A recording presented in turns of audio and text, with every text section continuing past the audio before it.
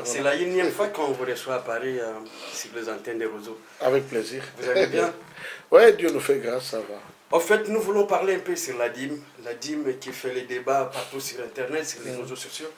Tout le monde parle de la dîme, même ceux qui ne viennent pas à l'église, même ceux qui ne connaissent pas les affaires de l'église, même ceux que Dieu ne reconnaît pas comme serviteurs ou comment, ils s'intéressent sur la dîme. C'est devenu comme un sujet d'actualité ou autre chose.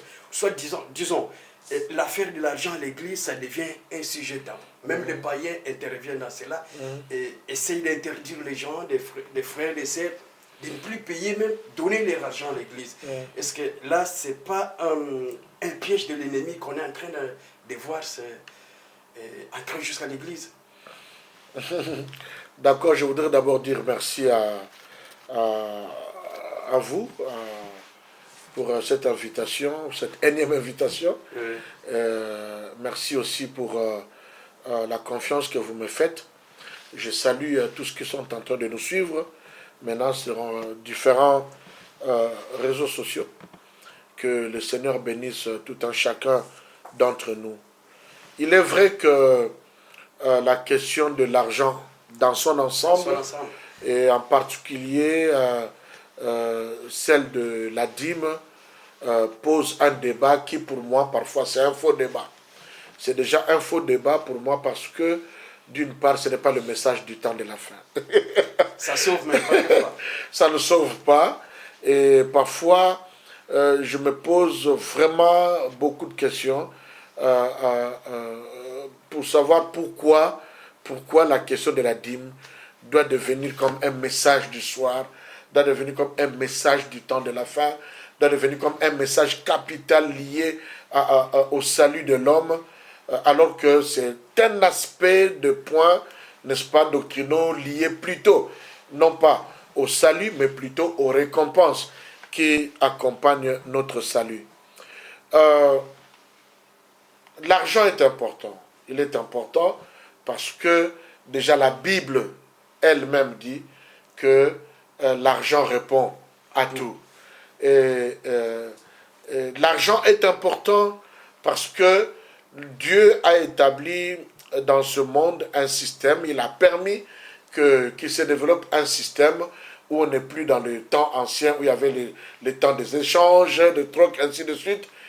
Il y a eu une évolution, chaque période avait ses principes économiques, ses principes d'échange, et présentement, les échanges se font par l'argent, et donc l'argent est important pour les échanges commerciaux. Il y en a qui disent qu'on ne peut plus parler de l'argent à l'église. On ne peut plus parler de l'argent à l'église. Bon, on va y arriver. C'est pas des choses spirituelles. Non, c'est faux parce que l'argent est important. L'évangile est gratuit, mais l'évangélisation n'est pas gratuite. Oui, c'est très important. La Bible, le message, la parole de Dieu, elle est gratuite, mais la Bible, nous devons l'acheter. Et nous devons l'acheter avec de l'argent.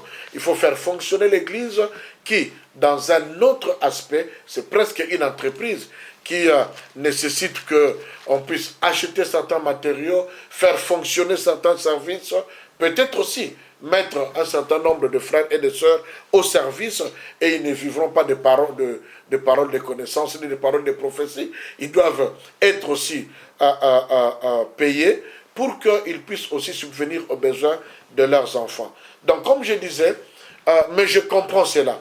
Je comprends parce que prophétiquement, selon Daniel chapitre 9, la Bible dit que quand la Bible dépeint, n'est-ce pas, la sortie de l'Antéchrist, la Bible dit que quand l'Antéchrist viendra, il va s'attaquer à trois choses. Il va s'attaquer au sacrifice, il va s'attaquer à l'offrande et il va s'attaquer à l'Église. Je ne sais pas si vous permettez que nous puissions lire cela. Daniel, oui. Voilà, Daniel chapitre 9.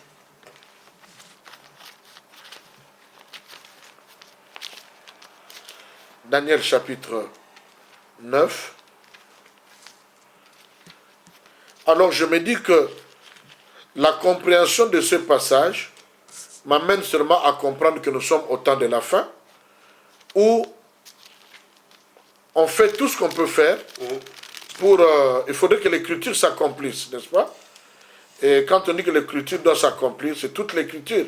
Ce n'est pas seulement une partie de l'écriture. Dans Daniel, chapitre 9, tu as trouvé? Oui, je l'ai trouvé. Voilà, tu peux lire à partir du verset 24 jusqu'au verset, n'est-ce pas, 26.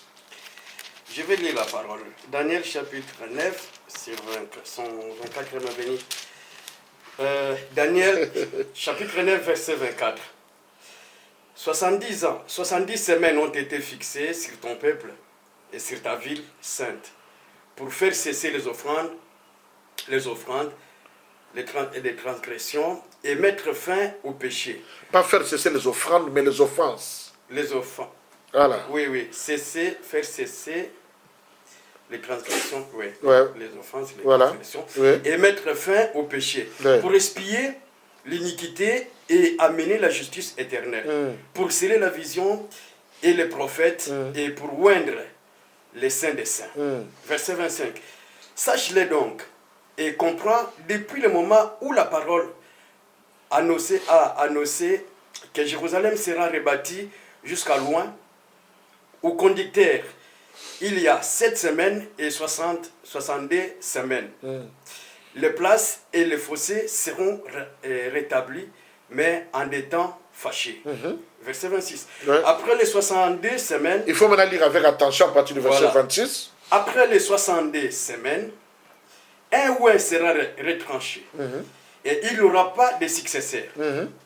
Le peuple d'un chef qui viendra... Le peuple d'un chef. Voilà. Qui viendra, détruira la ville et les sanctuaires. Il détruira la ville et le sanctuaire.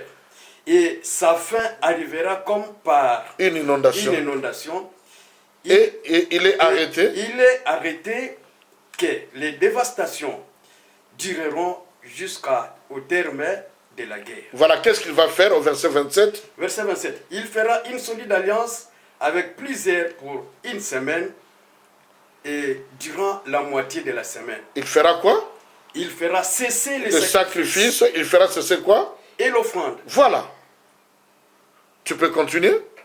Le dévastateur commettra des choses les plus abominables jusqu'à ce que la ruine et ce qui a été résolu fondent sur les dévastateurs. C'est une réponse que Dieu donne à David qui a prié pour comprendre pourquoi son peuple souffrait et quel sera l'aboutissement de cette souffrance.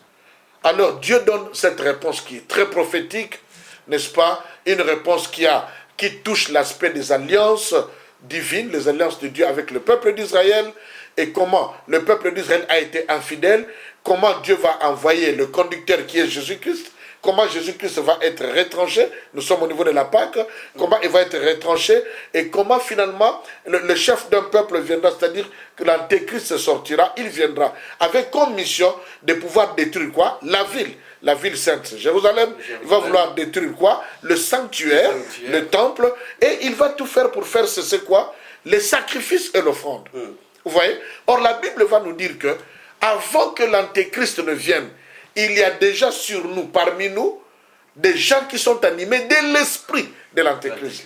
Et ceux qui sont animés de l'esprit de l'antéchrist ne peuvent pas faire d'autre que donner, n'est-ce pas, des signes précurseurs de ce que l'antéchrist lui-même fera après. Donc, voilà. Si l'antéchrist lui-même, quand il viendra, aura pour mission de détruire la ville sainte, de détruire le sanctuaire, de faire cesser les sacrifices dans toutes ses formes, de faire cesser l'offrande. Qu'est-ce que ceux qui sont animés de l'esprit de l'antéchrist maintenant à leur tour feront? Sinon que tout faire pour détruire l'Église, tout faire pour faire cesser les sacrifices, tout faire pour faire cesser l'offrande et décourager les chrétiens de ne pas aimer. Parce que il y a des choses que nous pouvons obtenir par la prière. Il y a des choses que nous pouvons obtenir par des jeûnes et des prières. Il y a des choses que nous pouvons obtenir de plusieurs manières. Mais il y a des choses que nous ne pouvons obtenir que en donnant, par la voie de la sémence. Et parmi cela, la bénédiction matérielle, la bénédiction financière vient non pas par des prières ni par des jeûnes et prières, mais par le principe de s'aimer. Et qu'est-ce que nous sommes appelés à semer? Ce n'est pas seulement la dîme. Il y a la dîme. Il y a les prémices, il y a les offrandes, il y a la libéralité. Il y a tout cela, les dons que nous pouvons donner à l'Église en termes, n'est-ce pas, de monnaie, ou en termes de biens naturels que nous pouvons donner à l'Église. Donc, moi je pense que qui aime donne, et c'est très important, n'est-ce pas, que le peuple de Dieu puisse savoir qu'il est important que nous puissions donner à Dieu au travers, n'est-ce pas, de son Église. Ah, apôtre, c'est pas facile parce que vous venez de dire certaines choses, que les prix qui servent l'Antichrist, c'est qui sont habités par l'Esprit. C'est écrit dans 1 Jean, chapitre 1, Jean chapitre 2. Par l'Esprit. La Bible dit à certains qui étaient parmi nous, qui nous ont quittés, c'est parce qu'ils avaient l'esprit de l'Antichrist. Ils sont habités par l'esprit d'égarement et ils veulent séduire même les chrétiens, ceux qui sont faibles. Alors, d'après vous, comment comprenez-vous la dîme? La dîme, en fait. Commençons par là. Bien. Je pense que s'il faut parler de la dîme, il faut parler sous 2 angles différents. Le premier angle, il faut parler de la dîme en tenant compte des principes sacerdotaux. Premièrement, il faut parler de la dîme aussi, tant dans la conception de l'ancienne alliance que de la nouvelle alliance. Il est important de comprendre d'abord que la dîme n'a pas été donnée sous la loi. Quand la dîme a été donnée dans une autre dispensation qui n'était pas la dispensation de la loi, qui était la dispensation de la conscience, qu'on le pouvait aussi appeler la dispensation de la grâce. Ce n'était pas encore obligatoire. C'était pas encore obligatoire. C'était pas obligatoire. C'était un acte de reconnaissance. Et ce qui est curieux, vraiment ceux qui me suivent, qui puissent nous suivre avec beaucoup d'attention, c'était un acte de reconnaissance. Il y a des gens qui disent la première personne qui a donné la dîme, c'est Dieu lui-même, qui a sacrifié un animal, qui a donné Christ, ainsi de suite. Je ne vais pas entrer dans ce domaine-là, mais parlons de la dîme que nous devons apporter. C'est Abraham. La première personne qui a donné, c'est Abraham. Mais lisons les textes pour que nous puissions comprendre certaines choses. Nous sommes dans Genèse chapitre 14. À partir du verset 17. Après qu'Abraham fut revenu vainqueur de Kedor Laomer et des rois qui étaient avec lui, le roi de Sodome sortit à sa rencontre dans la vallée de Chavé, qui est la vallée du roi. Melchisedec, roi de Salem, fit apporter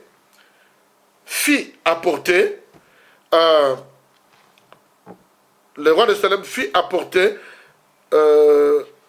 du pain et du vin. Il était sacrificateur du Dieu très haut. Écoutez-moi le verset 19. Ce sacrificateur du très haut, il bénit Abraham et dit, béni soit Abraham par le Dieu très haut, maître du ciel et de la terre. Béni soit le Dieu très haut qui a livré tes ennemis entre tes mains, et Abraham lui donna la dîme de tout. La dîme de tout. Il n'y avait pas la loi. Il n'y avait pas la loi. Il n'y avait aucune imposition. Il n'y avait aucune imposition. Arrêtons-nous là. Et expliquons ce verset. La Bible dit, premièrement, j'ai dit que nous devons étudier ça sous 2 volets. Nous sommes dans l'Ancienne Alliance, dans toute sa forme, et nous sommes sous l'ordre, le sacerdoce, selon l'ordre de Melchisedec. C'est très important ce que je vais dire. Parce que dans toute la Bible, nous n'avons que 2 ordres sacerdotaux. Nous avons l'ordre sacerdotal selon l'ordre de Melchisedec, et nous avons les sacerdoces selon l'ordre d'Aaron. Il n'y en a pas 3. Dans toute la Bible, il n'y a que l'ordre, le sacerdoce selon l'ordre de Melchisedec et le sacerdoce selon l'ordre d'Aaron. Et nous sommes ici, dans l'Ancien Testament, dans le sacerdoce selon l'ordre de Melchisedec. Qu'est-ce que la Bible dit? Abraham revient des combats. Quand il revient des combats, vous savez, après le combat, quand on a gagné la bataille, tout ce qu'on ramène, ce n'est pas le revenu, c'est le butin. Hein? Parce qu'il y a certains qui disent que la dîme, c'est la dîme de revenu. Mais ici, ce n'est même pas un revenu, c'est le butin. Suivez-moi très bien, parce que je vais épingler un ou deux éléments très importants. Quand il arrive, qu'est-ce que la Bible dit? Il rencontre Melchisedec, qui est le roi de Salem et le roi de justice. Il vient à sa rencontre. La Bible dit que Melchisedec bénit Abraham. Comment est-ce qu'il bénit Abraham? Parce que quand on bénit, il faut déclarer les paroles. Il ne faut pas seulement dire « je te bénis ». Il faut dire « je te bénis et je déclare les paroles ». Il dit, il était sacrificateur du Dieu. Il bénit Abraham et dit « béni soit Abraham par le Dieu très haut, maître du ciel et de la terre ». Il continue à le bénir en disant « béni soit le Dieu très haut qui a livré tes ennemis entre tes mains. » Et Abraham, une conséquence. Conjonction de coordination, et Abraham lui donna la dîme de tout. Nous voyons ici deux choses très importantes. Première chose, celui qui bénit Abraham est supérieur à Abraham. Parce que, selon Hébreux chapitre 7, verset 7, c'est le supérieur qui bénit l'inférieur. Il est interdit à l'inférieur de bénir le supérieur. C'est le supérieur qui bénit l'inférieur. Puisque Melchisedec bénit Abraham, c'est que Melchisedec était supérieur à qui? À Abraham. Deuxième élément. Après qu'il ait béni Abraham, c'est alors que Abraham a fait quoi? A donné la dîme. Mais j'aime la phrase qu'il a dite. J'aime la phrase qu'il a dite. Il a dit, béni soit le Dieu qui a livré tes ennemis entre tes mains. Verset 20. C'est-à-dire quoi? Melchisedec a fait comprendre à Abraham que ce que tu as obtenu comme victoire et tout ce que tu ramènes comme butin, tout ce que tu as obtenu comme victoire, ce n'est pas le fruit de tes efforts, ce n'est pas le fruit de tes tactiques de guerre, ce n'est pas le fruit de tes connaissances, de ton expertise, mais c'est Dieu qui a livré tes ennemis entre tes mains. Quand Abraham a entendu cela, Abraham a reconnu une chose. Il a reconnu que si j'ai obtenu la victoire, ce n'est pas moi. C'est Dieu qui a livré mes ennemis entre mes mains. Par conséquent, tout ce que je ramène de cette bataille, de cette guerre, dont Dieu a livré des ennemis entre mes mains, ne vient pas de ma force. À cause de cela, laisse-moi faire un acte de reconnaissance auprès de Dieu. C'est pourquoi il n'a pas donné tout, il pouvait donner tout, personne ne lui a. Avant cela, on n'a jamais parlé de la dîme, on n'a jamais enseigné la dîme. Mais qu'est-ce qu'il a fait? Il a pris la dîme de tout, c'est-à-dire le 1/10 de tout ce qu'il avait ramené. S'il avait ramené des chars de combat, il a pris le 1/10 de chars de combat et il a donné. S'il avait ramené des munitions, il a pris le 1/10 de munitions, il a donné. S'il avait ramené des Kalachnikov, il a pris 1/10 de Kalachnikov, il a donné. S'il avait ramené de l'or, il a pris le 1/10 de l'or, il a donné. S'il avait ramené des diamants, il a pris le 1/10. Les esclaves, il a donné un. La Bible dit de tout. C'est-à-dire de tout ce qu'il avait, il a pris 1/10 et il a donné. Maintenant, la question est de savoir sous quel ordre Abraham a donné la dîme. Il a donné la dîme sous l'ordre de Melchisedec. Et sous l'ordre de Melchisedec, c'est presque une autre forme du temps de la grâce. Et là, il a donné la dîme de tout. Il n'a pas donné la dîme pour qu'il soit béni. Ça, c'est l'erreur que peut-être les pasteurs ou nous les pasteurs nous faisons. Voilà. Mais dans cette première conception, il n'a pas donné la dîme pour être béni, mais il a donné la dîme parce qu'il a reconnu qu'il était béni. Est-ce que vous voyez la nuance? Oui. Qu'est-ce que je veux dire? Il était déjà béni. Je veux dire, il était déjà béni en termes matériels et tout. Il avait de l'argent, Abraham était riche. Mais parce qu'il a reconnu que sa bénédiction vient d'une grâce que le Seigneur lui avait faite, alors il a dit, dans ce cas, il me faut un acte de reconnaissance.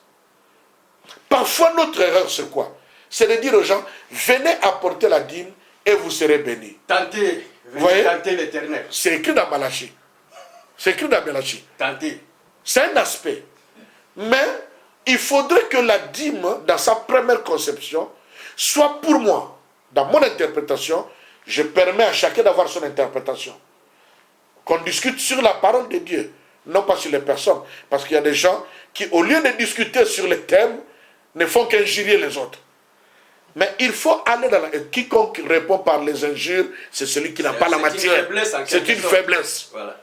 Il faut aller sur les Écritures. Pour moi, j'enseigne mon peuple. Et je suis fier de le dire. Parce que moi, je ne vis pas par les dîmes. Vous comprenez? Et je suis fier de le dire parce que ce n'est pas par les dîmes que je vis. Mais, je ne refuse pas ceux qui apportent la dîme. Mais la dîme doit être un signe de reconnaissance. Voilà comment, quand nous étions enfants, quand on nous apprenait, on nous dit que nous devons même apprendre à donner la dîme de notre temps. Le fait que j'ai passé 24 heures, c'est une grâce du Seigneur. On nous enseignait à l'enfance, sur les 24 heures, que je prenne ne fût-ce que 2 heures et 40 minutes dans la journée, que je mette à part pour le Seigneur. C'est-à-dire, il faudrait ramener le peuple de Dieu. Nous, les serviteurs, nous sommes aussi le peuple de Dieu. Il faut que nous puissions revenir dans cette conception. Reconnaître tout ce que Dieu nous donne et faire comme Abraham. La Bible ne nous appelle pas les enfants, les fils de Moïse. On ne nous appelle pas les fils d'Élie. Mais on nous appelle les fils d'Abraham. Et dans Matthieu, il est écrit, ne prétendez pas seulement dire que vous êtes fils d'Abraham, mais pratiquez aussi ce qu'Abraham a pratiqué. Et l'une des choses qu'Abraham a pratiqué, l'une des premières, c'est la dîme.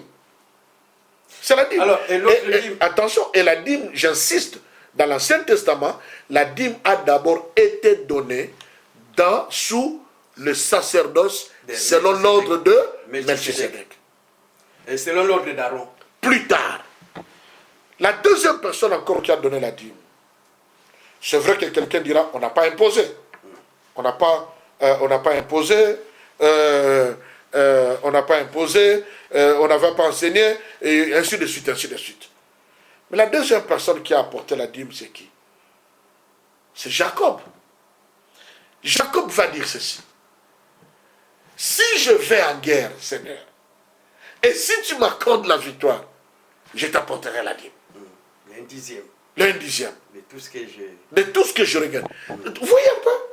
Il dit, c'est le si tu me soutiens, si tu me soutiens, si tu m'accordes ta grâce, si tu étends ta main dans ce que je vais faire, si tu me bénis dans ce que je vais faire, alors je t'apporterai quoi? La dîme. Voilà pourquoi je dis que la dîme, pour moi, doit d'abord être un acte d'humilité et de reconnaissance envers Dieu. Que tout ce que je reçois n'est pas le fruit de mes efforts, mais c'est Dieu qui me le fait. Ne pas le faire, c'est prétendre avoir obtenu tout ce que nous avons par le fruit de nos propres efforts. C'est-à-dire, dans le 24 heures, je n'ai pas donné le temps à Dieu. C'est comme si j'ai vécu parce que je mange bien. C'est comme si j'ai vécu parce que j'ai l'assurance maladie. Mais moi, je reconnais que si je peux vivre pendant 51 ans, c'est une grâce de Dieu. Et c'est pourquoi je donne, n'est-ce pas, chaque jour un temps à Dieu. Maintenant, quelqu'un va dire, on n'a pas besoin de donner 2h40, tu peux donner plus. Mais où est le mal? C'est le minimum. Le minimum est 2h40. Mais s'il faut que je donne plus, personne ne m'en empêche. Mais on ne peut pas venir me dire, ne donne même pas 2h30, parce que ce n'est pas écrit dans la Bible. Jacob a dit, si tu me bénis, si tu me fais ceci, je t'apporterai la dîme. Que quiconque qui reconnaît qu'il a sa santé de la part de Dieu, qu'il a le souffle de Dieu de la part de Dieu, que s'il travaille, c'est parce que le Seigneur lui donne la force. S'il fait des affaires, c'est parce que le Seigneur lui donne de la force, que cette personne soit reconnaissante envers Dieu. Si tu es fils d'Abraham, si tu es fille d'Abraham, alors fais les œuvres de ton père Abraham. Il a donné la dîme, non pas sous la loi, mais plutôt sous l'ordre de Melchisédek, qui était le temps de la conscience, qui est aussi compris un peu comme le temps de la grâce. Mais, dans l'évolution de la dîme, après ça a été imposé. Nous sommes venus maintenant, nous avons maintenant le deuxième sacerdoce, qui est le sacerdoce selon l'ordre aranique, ou l'ordre d'Aaron. cet ordre est venu après Exode chapitre 20. C'est-à-dire quoi? La loi a été imposée au peuple. Maintenant, comme la loi a été imposée au peuple, Dieu a permis que nous puissions construire le temple, qui était le tabernacle, et plus tard d'autres temples. Alors Dieu a décidé de mettre, après que le premier fils ait été, vous savez que d'abord ceux qui appartenaient à l'Éternel, c'était les fils, les premiers fils aînés. Les premiers fils appartenaient à l'Éternel, et plus tard on a pris les Lévites comme la dîme du peuple. Alors, ils n'avaient pas d'autre travail. Ils n'avaient pas... Les Lévites. C'était les salaires. C'était devenu leur... Dieu a même augmenté. Ils n'avaient pas seulement la dîme, mais ils avaient aussi des portions à louer, des objets restitués. C'est tout un enseignement qui se trouve. Le droit d'onction, qu'on appelle le droit d'onction, ils avaient tout cela comme leur salaire, afin qu'ils puissent se concentrer au service de l'Éternel, et qu'ils ne puissent pas recourir au travail des champs, ni à l'élevage, ni à devenir des charpentiers, à cause, n'est-ce pas, ils étaient mis à part pour l'œuvre de Dieu. Voilà pourquoi on a imposé au peuple, maintenant, ce qu'Abraham avait donné comme reconnaissance, la dîme. Abraham n'avait pas seulement donné la dîme, il faisait beaucoup de sacrifices. Vous vous souviendrez comment il a accueilli des gens chez lui à la maison. Il a donné l'offrande, et ainsi de suite. Et qu'est-ce qu'il a fait? On a imposé cela comme dîme. Et il y avait la dîme de ceci, la dîme de cela, la dîme de cela. Quand vous allez dans Deutéronome 14, je crois, vous trouverez même, il y avait certaines impositions. Si on n'avait pas amené la dîme, celui qui était dans le deuil, qui n'avait pas, mais le Lévite avait le droit de passer dans la rue pour récupérer la dîme, ainsi de suite, à la valeur de la dîme. Il fallait même, celui qui n'a pas donné sa dîme un mois, quand il va donner après, il faut qu'il donne, il rajouter le 1/5. Il y avait, tout ça c'était la loi. Autant, n'est-ce pas, de Aaron. Pourquoi? Parce qu'en ce moment-là, le peuple fonctionnait non plus sous le sacerdoce, selon l'ordre de Melchisédek, qui engage, qui amène à l'engagement de la volonté, de la reconnaissance, mais qui fonctionne sous la loi. Mais maintenant, sous la loi, c'est comme cela aussi, Uza est mort. Ce que beaucoup de gens ne savent pas. Uza est mort parce qu'il a touché l'arche. Mais le problème vient d'ailleurs. C'est quoi le problème? Le problème, c'est qu'il n'y avait plus de sacrificateurs pour porter l'arche. L'erreur, c'est pas Uza, c'est David. Non, l'erreur, ce n'est pas Uza. C'est David. L'erreur n'est même pas David. Parce qu'il a, au lieu de mettre l'arche sur les épaules des sacrificateurs, il a préféré les charger sur le bœuf. Non, mais pourquoi il a préféré charger sur le bœuf? Parce qu'il n'y avait pas de sacrificateurs. Pourquoi il n'y avait pas de sacrificateurs? Parce qu'ils ne sont pas payés. Parce qu'ils n'avaient plus de dîmes. Il n'y avait plus de dîmes, il n'y avait pas tout ce qu'il fallait. Les sacrificateurs sont rentrés dans les champs. Et il faut lire la Bible, non pas les versets, lire la Bible. Et fouiller plus loin. Il faut mettre chaque texte dans son contexte pour comprendre. Sinon, on va prêcher des prétextes, on va entraîner des gens dans des erreurs inutiles.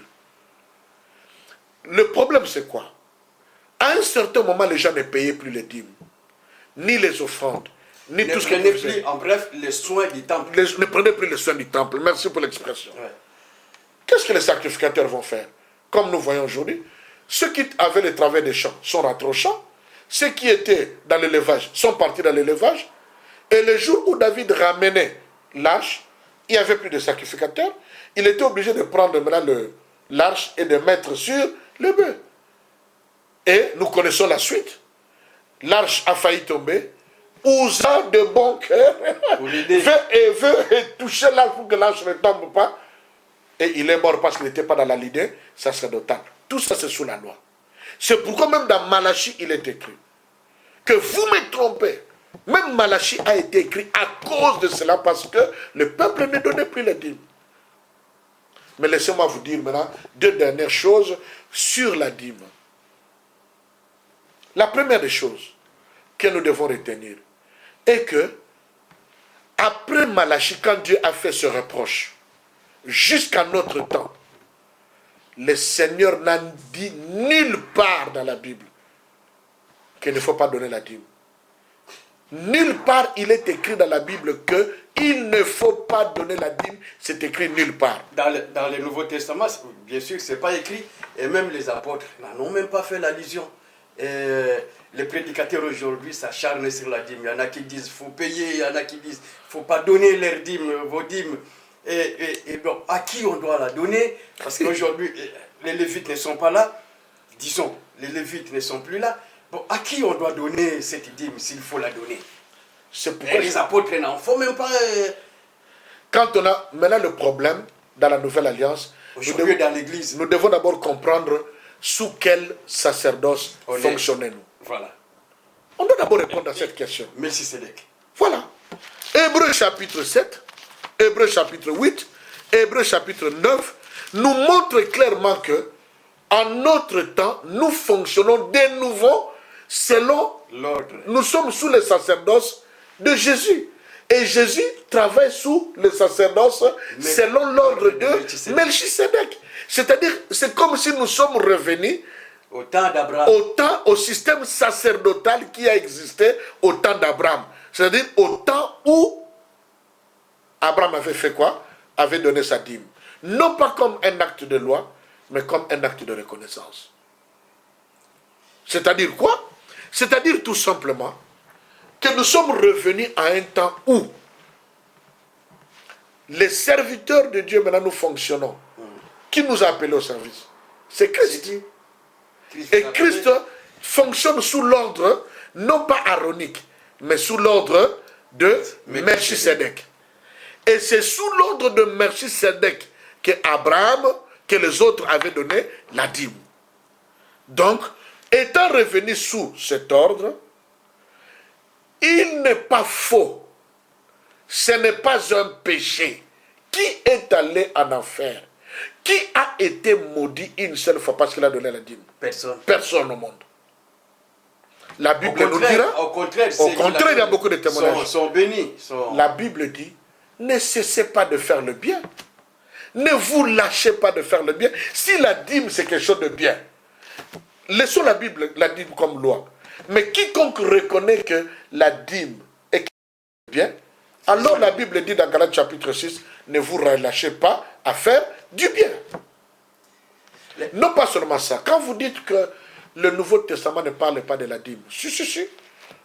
La Nouvelle Alliance, la Bible, c'est encore intéressant.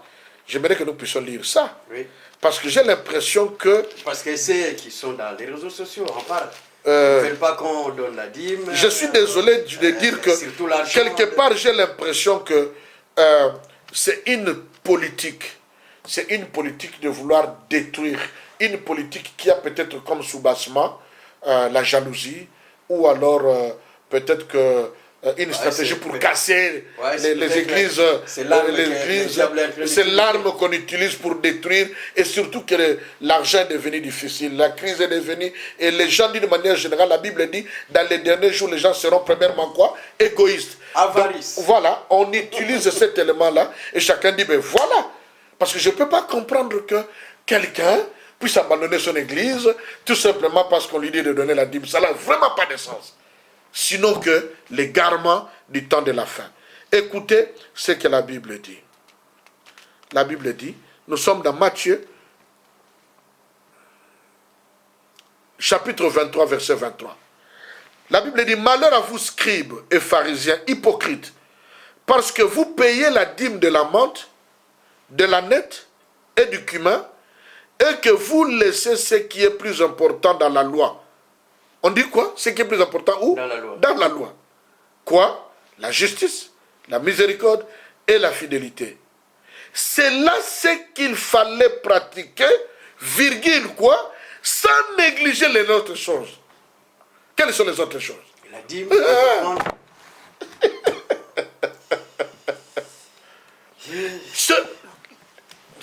Qui en parle? C'est Jésus qui en parle dans acceptons, c'est le Nouveau Testament. C'est Jésus qui en parle parce que la Nouvelle Alliance pour moi commence après. C'est le Nouveau Testament. Après Malachie. Tu vois, il dit quoi? Il dit, malheur à vous, pharisiens et scribes. Pourquoi? Vous donnez la dîme de ceci, vous donnez la dîme de vos commerces, vous donnez la dîme de l'art, vous donnez la dîme, mais vous oubliez la justice, vous oubliez la miséricorde, C'est comme beaucoup de gens, moi, en tout cas, excusez-moi, moi je ne les suis jamais. Je n'ai jamais mis 5 minutes à suivre certains prédicateurs qui ont habitude peut-être d'injurier les gens. Les autres, je me demande, il y a tellement de versets sur lesquels on peut enseigner comment passer son temps pour injurier les autres personnes. Ça relève aussi d'une très mauvaise éducation de la part de certaines personnes. Mais je pense que, peut-être qu'il y a un problème de français, je ne sais pas. La Bible dit ici, il les reproche. Il faut user. La Bible dit les choses les plus importantes, c'est quoi? C'est la justice, c'est la miséricorde. Est-ce que les gens sont encore dans la justice? Non. Est-ce que les gens sont encore miséricordieux? Les gens sont, même les prédicateurs, vous les écoutez, méchants dans leur langage. Mais la Bible dit la fidélité. La Bible dit ce sont les choses les plus importantes. Et la Bible dit que c'est ce que vous devriez pratiquer, c'est-à-dire quoi? La justice, la miséricorde et la fidélité, sans oublier les autres choses. Les autres choses quoi? C'est que je vous ai déjà dit, entre autres, la dîme. Mais il est vrai que dans la nouvelle alliance, il est question non pas d'une portion, il est question de la totalité. Nous devons comprendre que dans la nouvelle alliance, ce n'est pas seulement les 1/10 qui appartient au Seigneur, mais tout ce qui est à moi et tout ce que je suis et tout ce que j'ai appartient au Seigneur. Donc, la dîme on est allé au-delà de la dîme. On ne nous empêche pas de donner la dîme, mais on nous encourage à aller au-delà de la dîme. Mais cela ne veut pas dire qu'il ne faut pas donner la dîme. Cela ne veut pas dire qu'il ne faut pas donner la dîme. Vous voyez? Mais il faut aller au-delà de la dîme. Actes des Apôtres, chapitre 2. La Bible dit, ils mettaient tout en commun. Ils vendaient toutes leurs propriétés. Et l'argent qui revenait, ils distribuaient à chacun selon les besoins de chacun. Donc Dieu s'intéresse beaucoup à l'argent. Mais bien sûr. Mais pourquoi on s'acharne? Mais les premières personnes qui sont mortes, après le baptême de la Bible, du réveil, c'est quoi? C'est le décès de 2 personnes parce qu'ils ont caché l'argent. La question, c'est de savoir pourquoi les gens s'acharnent. Même des prédicateurs s'acharnent sur l'argent. Il faut leur poser la question. Il y a un problème. Il faut leur poser la question. Sont-ils au service du diable sans le savoir? Dieu seul le sait. Je ne suis pas là pour dire que tel est du diable et tel ne l'est pas. Mais, comme j'ai dit tout à l'heure, ça relève peut-être de la mauvaise foi. Ça relève peut-être du fait qu'on est, infecté par le virus de l'antéchrist, ou tout simplement ce sont peut-être des blessés, les gens qui sont aigris, peut-être contre leurs anciens pasteurs, et qui veulent à tout prix casser le pasteur, casser l'église. En tout cas, chacun, ou alors c'est peut-être aussi juste une mauvaise compréhension, ou alors le fait de croire qu'on comprend. Aussi l'ignorance. Ouais. Donc la Bible ne nous empêche nulle part dans la Bible ne nous empêche de donner la dîme.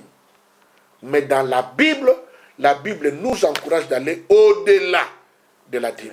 Demandez à ceux qui disent qu'il ne faut pas donner la dîme. Dites-leur maintenant de mettre une fois par année, toutes leurs propriétés ensemble, qu'ils vendent ça et qu'ils partagent tout selon les besoins de chacun. Comme ils ne veulent pas la dîme, qu'ils pratiquent Actes des Apôtres chapitre 2. Je veux voir ça.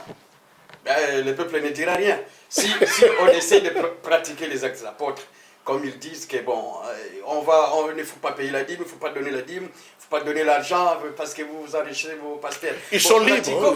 Essayons de voir si de pratiquer Actes des Apôtres ou Galates. Ou gratis. La Bible dit, faites part de... Vous êtes venu me trouver ici, je suis à Paris. Oui. N'est-ce pas que vous m'avez trouvé en train d'enseigner toute une équipe? Oui. Si nous devons pratiquer Galates, la Bible dit quoi? Faites part. Cette personne que tu as trouvé que j'étais en train d'enseigner, je suis venu rien que pour enseigner une équipe pendant 2 jours, 3 jours. Ils devraient faire part de tous leurs biens, selon Galates. La Bible dit, ils ont compris. Faites part de tous vos biens. C'est-à-dire quoi? S'ils ont des bijoux, s'ils ont des voitures, s'ils ont des maisons, ils doivent me faire part de tous leurs biens. C'est plus que la dîme. Maintenant, moi je me pose la question, celui qui est incapable de donner le 1/10 de ce qu'il a. Il est incapable. Comment sera-t-il capable de faire part de tous ses biens? Alors on pratique Comment pas sera-t-il capable d'exercer la libéralité? C'est pas juste.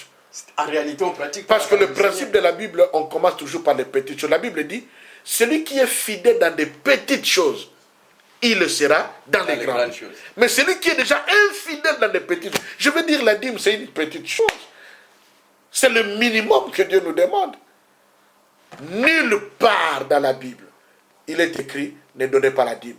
Nulle part dans la Bible, il est écrit, celui qui donnera sa dîme. Nulle part. Mais seulement, on nous dit que la dîme, ce n'est pas la chose la top. Il faut la justice, il faut la miséricorde, l'amour, la fidélité. Mais sans oublier la dîme, les offrandes, la fidélité, tout ça. Il faut que nous puissions faire ça. Mais sinon, je ne peux pas croire. Je n'arrive pas à m'imaginer que celui qui est incapable de donner la dîme soit capable de faire part de tous ses biens à celui qui l'enseigne. Et même cette libéralité-là,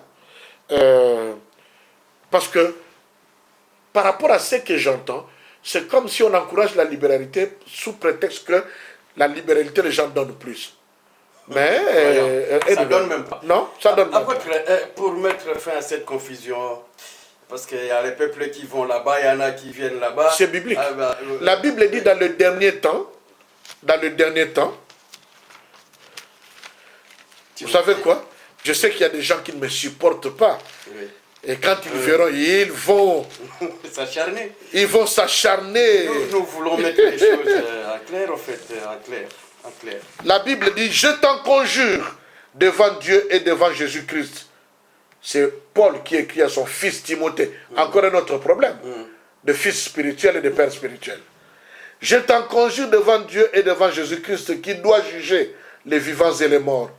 Et au nom de son avènement et de son royaume, prêche la parole, insiste en toute occasion, favorable ou non, reprend, censure, exhorte, avec toute douceur. Beaucoup de gens qui le font, ne font pas des choses avec douceur. Ils oublient Galates chapitre 6. La Bible dit, si tu vois ton frère commettre un péché ou quoi, ou si vous pensez qu'ils sont dans l'erreur en donnant la dîme, reprochez-les, reprenez-les avec esprit de douceur, de peur que vous-même vous puissiez tomber. Donc beaucoup de gens qui font ça, ils tombent eux-mêmes dans le péché en accusant d'autres personnes de péchés peut-être qu'ils n'ont pas commis. Et la Bible va continuer à dire, car il viendra un temps où les hommes ne supporteront pas la saine doctrine, mais ayant la démangeaison d'entendre des choses agréables. C'est quoi les choses agréables? Les choses qui leur plaisent. Hein? Quand il ne faut pas donner la dîme, il faut pas, vous n'avez pas besoin d'aller à l'église. Écoutez, vous n'avez pas besoin, tu peux te débrouiller toi-même. C'est un danger pour ceux qui mais qu'est-ce que la Bible dit? La Bible dit, ils se donneront une foule de docteurs. La Bible dit, ils se donneront une foule de docteurs selon leurs propres désirs, détournant l'oreille de la vérité et se tourneront vers les fables. Pourquoi la discussion sur la dîme sont des fables? Sont des fables. Ça n'amène pas au ciel, ça ne m'empêche pas d'aller au ciel. Pourquoi perdre tout mon temps? C'est devenu un sujet tabou. En faire de la dîme, des choses semblables, comme un message du temps de la fin. Il y a un problème. Tout ce que je vais dire, pour conclure cette partie, la dîme a d'abord été donnée sous la dispensation de la conscience, qui n'est pas loin d'être la dispensation de la grâce. La dîme a été donnée sous l'ordre de Melchisedec, comme un acte de reconnaissance. Cette dîme a été maintenant imposée comme une loi. Mais avec Jésus, nous ne sommes plus sous la loi, nous sommes sous la grâce et nous fonctionnons selon l'ordre de Melchisedec. Or, c'est sous l'ordre de Melchisedec que la dîme a été donnée. N'est-ce pas? Conscience tranquille. Avec une conscience tranquille. Il a donné la dîme non pas pour être béni, mais ayant reconnu qu'il était béni, que c'était la main de Dieu, il a apporté sa dîme. C'est pourquoi j'aimerais avec toute humilité encourager le peuple de Dieu de partout au monde, dans toutes les églises. Quiconque reconnaît que ce qu'il a, c'est une grâce de Dieu, qu'il apporte un minimum, et le minimum, c'est le 1/10.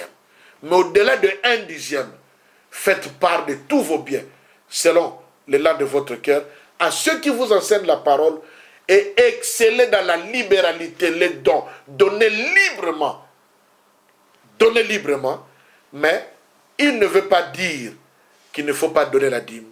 Donnez la dîme, mais donnez au-delà. Mais au-delà de l'argent, pratiquez la justice, la fidélité, la miséricorde, l'amour. Pratiquer cela est très important. Et la dîme, nous la donnons à celui qui est supérieur.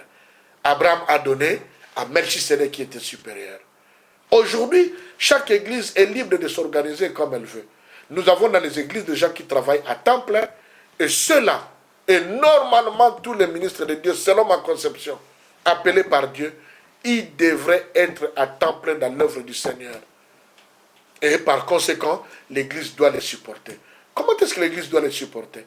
C'est au moyen des offrandes, des dîmes, des libéralités, de dons et bien d'autres choses. Apôtre, nous avons vu que Moïse, c'est Dieu qui s'occupait de lui-même, de lui. C'est Dieu lui-même qui s'occupait de lui.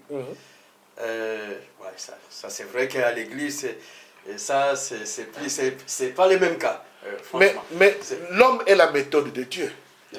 Dieu s'occupera de toi en se servant d'autres hommes. Ok, bien aimé, nous sommes heureux. Il ne faut pas écouter ceux qui veulent faire de n'importe quoi, disent n'importe quoi à propos de la dîme. Allons aux choses qui sont très essentielles. Donnons nos dîmes, au-delà de tout ce que nous pouvons donner, servons le Seigneur, travaillons pour l'œuvre du Seigneur. Le diable agit par plusieurs manières en décourageant les vrais enfants de Dieu de ne pas donner l'argent, de ne pas se donner de leur temps, de ne pas aller à l'église. Sachons-le que nous sommes au soir de l'humanité. Croyons que Jésus-Christ va revenir bientôt. Et tout ce que nous sommes en train de vivre, c'est déjà écrit. Lisons seulement les Écritures et attachons-nous à la parole du Seigneur. Écoutons les serviteurs de Dieu qui ont été établis par le Seigneur lui-même, les ministres bien établis, et nous comprendrons les choses et nous irons en avant, et que le Seigneur nous trouvera debout au jour du son de la trompette. Que Dieu vous bénisse. Merci l'apôtre. Si tu es fils d'Abraham, fais les œuvres d'Abraham. Amen. C'est la foi, Amen. la dîme, Amen. l'hospitalité. Amen. Ce sont les œuvres qu'Abraham avait faites. Amen. Sois béni. Amen. Que Dieu vous bénisse. À très bientôt.